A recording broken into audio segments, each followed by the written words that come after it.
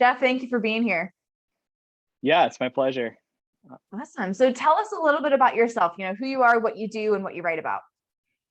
So I'm Jeff Lavin, former X Games pro snowboarder.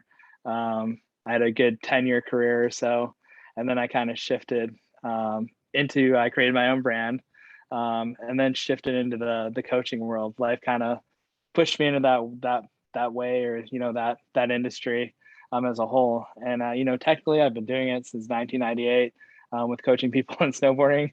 Kind of like putting the whole life metaphors out there. And life just kind of has a crazy way of putting us where we should be. That's awesome. So the coaching industry that you're in is more kind of like life and leadership development, or do you still do some snowboarding coaching? A little bit here and there. It's mostly just volunteer stuff. These days I'm surfing a lot more in San Diego and enjoying the warm weather. It's high performance business coaching and life coaching, within the flow state. So turning moments into movements, movements into moments. We all say slow down to speed up, but we can also speed up to slow down. Mm-hmm. I like that. Is that kind of the topic of your book as well? Well, it's a transformational piece where you got everything from clarity, purpose, identifying limiting beliefs, releasing limiting beliefs, and there's a whole chapter with that ties into a lot of stories of stuff that I went through, trials and tribulations, going through childhood stuff, even into blowing out both my ACLs as a professional, coming back from that, and all the stuff that we carry with us, like all that childhood and adult trauma, and just getting above and beyond that and breaking through. Mm-hmm. Now, you mentioned limiting beliefs. Thinking back to your writing process, were there any limiting beliefs that you had to overcome to get to that final draft? Oh, so many. I even joked in the book. I even put a section of like, if you're thinking about limiting beliefs right now, I have some limiting beliefs that, hey, maybe I'm not good enough. Maybe this isn't enough. But I was just totally open and honest about that. As I was going through that process. Is this imposter syndrome? Am I the right person for this? Should I be doing this? I kind of talked about it, just in the firsthand perspective. And then I said, and then I talked about just how I released them and said, you know what? Actually, I am good enough. I'm awesome. I'm doing this. I'm crushing it. Let's go. Mm-hmm. Mm-hmm. For an author that may be facing some of those imposter syndrome feelings, would you recommend doing those types of affirmations that you said, or do you have some other strategies that could help them work through that? Well, I mean, those affirmations are everything. Every time you say a negative, you got to counter it with a positive. So if you say I'm not good enough, well, maybe you're awesome. Maybe you're just enough. Maybe you're just right. Maybe it's the right time. So, I mean, there's a lot of things we can go to, like, get beyond the limiting beliefs. It goes through like identifying them, to the simplest level. And a lot of it's from stuff that we were told, as children and stuff like that. Like, oh, you can't, you won't, it's not going to happen. Just from our parents, or, the adults and the authority figures we kind of look up to. And then, we start telling that to ourselves. I'm not good enough. I'm not skinny enough. I'm not tall enough. Like I'm not tall enough to play basketball, but maybe, hey, there was a couple guys out there that were 6 feet. Doug Flutie, he wasn't tall enough to play in the NFL, but he still would have made it happen. Like, shoot, even my doctor said I probably shouldn't be a pro snowboarder, but hey, I made it happen. I wasn't going to let them tell me like what's going to happen or how I should live my life. I mean, yeah, they're experts, but there's no better expert than ourselves, and from the first person perspective. Mm-hmm. I love what you just touched on there as well about kind of finding proof that it is possible. Maybe there's been lots of examples or lots of stories of, oh, you can't do it this way, or it's not going to work, or like you said, you're not the right person to share this story. But finding those examples of, well, actually, this person made it happen this way, or actually, it can work this way, and here's that proof. I think that can be really powerful for overcoming some of those limiting beliefs as well. Oh, totally. I mean, look at Tom Brady, 199 draft pick, 7-time Super Bowl champ. Michael Jordan, shoot, he was cut on his sophomore season, cut from the varsity team, and he said, you know what, I'm gonna use that to fuel me. So all that stuff, where people have told you no, you can't, you won't, A lot of like what I cover is the transmutational purpose of that, or the transmutational shift, where you take that and use that as fuel to power you forward. Mm-hmm. Absolutely. Switching directions a little bit. Obviously, when you started to write this book, you had tons of experience from your own life, tons of things you wanted to put in this book. How did you go from all of those ideas into an actual structure and something that would make sense, not only to write, but to read as well?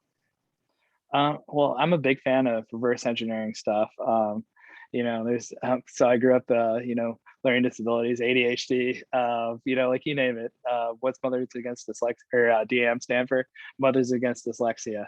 Mm-hmm. So, like all that. So that's actually a gift though, because I can look at stuff and reverse engineer it. So, same way like we graduate school, we have quarters, or excuse me, we have years, quarters, semesters. Like where it's broke down. So you look at it and say, all right, this is the day I want to do it, but this is how I'm going to do it.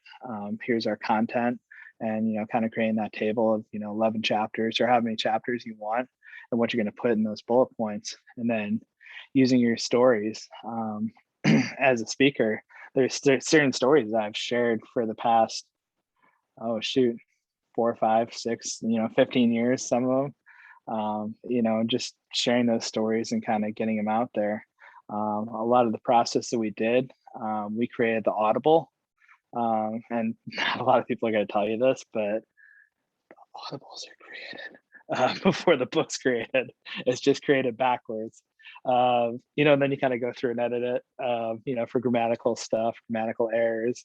Maybe you said a word that might not be too your audience might not take that in the best way, but for an Audible, it's cool, it's okay, but you don't want to put that in print, necessarily. Mm-hmm. Definitely. Now, if you don't mind going to this level, you mentioned, growing up being diagnosed with ADHD and with dyslexia. For a writer who maybe has those diagnoses as well, is there anything you'd tell them specifically about how to overcome those types of diagnoses, either actually overcome them or kind of mentally overcome them, so that they can gain the confidence they need to write their books? Well, I mean, it's looking at it from the point of view of, yeah, I mean, it's stuff that society labels us as, not being within inside, their constraint or their box. With ADHD, I can hyper focus, so I can get, I think I sat and did, edited like 5 or 6 chapters in like 2 to 3 hours, where I just put on the headphones and just jammed out. Dyslexia, well, there's grammar and spell check, and I don't think I'm going on 40 here, and I still can't hold a pencil right. But I was early adapter of the word processor. I can type 80 words per minute. Grammar check, spell check. It's the best friend. Like here I am. I'm a guy that could win first place in a spelling bee when I was in grade school, but you always forget that double L, or that that E, or I'm trying to think, like as you're writing out sentences where it's just the process of it. But Mm-hmm. hey, computers and technology leverage that stuff because it's there. Then the other thing too is have another set of eyes, to look over it, not necessarily a ghostwriter, because I did this all mostly on my own, minus an editor.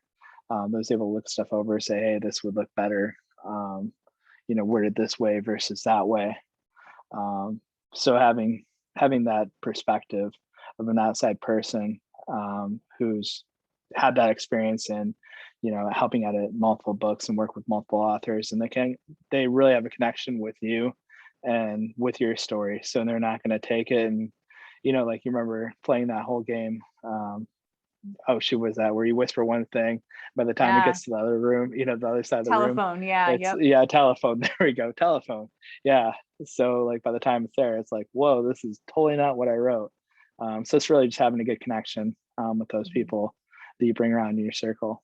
Mm-hmm. Absolutely. And going back to what you said about how, some of those diagnoses can be a strength, or give you something that maybe someone else doesn't have. I know for me, I struggled with depression and anxiety and things like that. And Sure. I mean, I wouldn't like want it to be that way, but it gives a level of depth and a level of empathy that sometimes can be hard to reach if you haven't been in a position like that. And that can really communicate well through writing. So I think for anyone who maybe has a diagnosis, whether it's a psychiatric diagnosis, a learning disorder, a physical disability, or something like that, that there are positives to that if you're willing to look for them and really use those to write in a way that no one else can, because that's you and that's your story and that's how it's going to come out on paper. Yeah, and it's just really at the end of the day, it's just being authentic to you and authentic to your audience. Think about, and I mean, you got to think about the impact that you're not going to make. I have this saying where, you know, you skip a rock on a river or on a lake or something like that. We've all done that as kids. Some of us as adults still. It makes those ripples. Eventually, those ripples come back to you. But think about the impact that you're not going to make. Somewhere, somebody needs to hear your story. You know, and if you can touch just that one person, then it's all worth it.